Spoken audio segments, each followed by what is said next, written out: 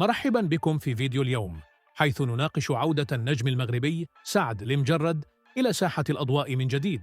سعد المجرد الذي عرف بتحقيقه للأرقام القياسية على منصة يوتيوب أطلق مؤخراً أغنيته الجديدة هوما دول بالتعاون مع الفنانة الهندية نيتي موهان، وما إن تم طرح الأغنية حتى حققت أكثر من 3 ملايين مشاهدة خلال يومين فقط. هذا النجاح يأتي بعد فترة صعبة عاشها المجرد، حيث شهدت قناته انخفاضاً في نسب المشاهدات بسبب قيود فرضتها يوتيوب نتيجة لأزمته القضائية الشهيرة في فرنسا.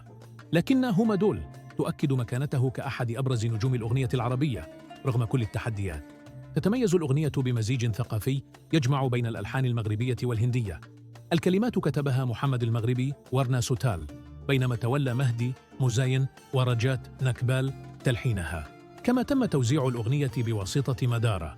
تحمل هوما دول طابعاً درامياً ورومانسياً مستوحى من أجواء السينما الهندية، مما يعيد إلى الأذهان أجواء كليب لمجرد الشهير قولي متى. تم تصوير الكليب في الهند تحت إدارة الثنائي أكام مان وعزيم مان، وشارك فيه الممثلة السويدية اليونانية إلي أفرام.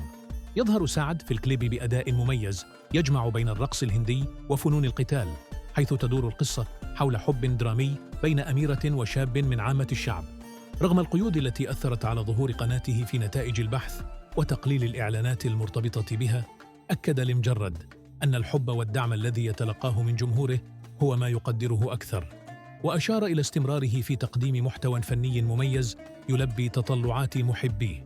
في النهاية، يبدو أن سعد المجرد قد عاد بقوة إلى الساحة الفنية، وهوما دول هي دليل على ذلك.